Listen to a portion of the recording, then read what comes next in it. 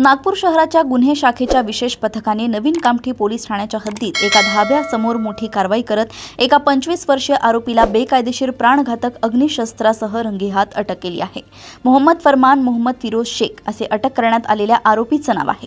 गुन्हे शाखेचे पोलीस हवालदार शेख इम्रान यांना मिळालेल्या गुप्त माहितीच्या आधारे 10 जुलै 2026 रोजी मध्यरात्री 12:20 ते 2:20 दरम्यान नागपूर कामठी रोडवरील स्वात पंजाब फॅमिली गार्डन ढाबा समोरील फुटपाथवर ही धाड करण्यात आली।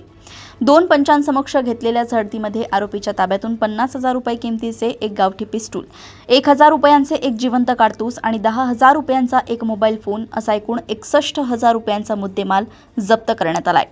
या कारवाई दरम्यान पोलिसांनी आरोपी मोहम्मद फरमान याला पहाटे 2:10 अटक केली असून या गुन्ह्यातील त्याचा साथीदार आणि हवा असलेला मुख्य आरोपी शेख हबीब वल्द शेख हुसेन हा सध्या फरार असून पोलीस त्याचा कसून शोध घेत आहेत।